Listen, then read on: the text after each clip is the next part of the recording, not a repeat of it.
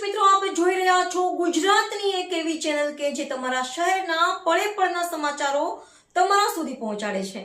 સ્વાગત છે આપનું A1 અભિક્રાઇમ ન્યૂઝમાં. હું છું એન્કર અર્પિતા પટેલ. કચ્છના આદિપુરમાં પીજીવીસીએલની બેદરકારી કે મોન્સૂન કામગીરીમાં પોલમપોલ. આદિપુરમાં વીજ ટ્રાન્સફોર્મરમાં કરંટથી 3 નંદીના મોત, જવાબદાર સામે કાર્યવાહી થશે. આજ રોજ સવારે આદિપુર ખાતે સેન્ટ ઝેવિયર્સ સ્કૂલ નજીક આવેલી ડીપી નંબર 104 પાસે 3 નંદીના મૃતદેહ મળી આવ્યા હતા. પ્રાથમિક માહિતી મુજબ વીજ કરંટ લાગવાથી આ ઘટના બની હોવાની જાણવા મળી રહ્યું છે.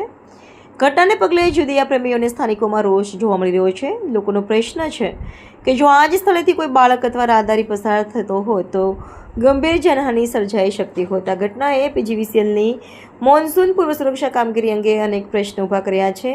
સ્થાનિકોએ સમગ્ર ઘટનાની નિષ્પક્ષ તપાસ કરી જવાબદાર સામે કડક કાર્યવાહી કરવાની અને જોખમી વીજ ડીપીનું તાત્કાલિક નિરીક્ષણ કરવાની માંગ કરી છે. રિપોર્ટર ભરત ઠાકોર, કચ્છ.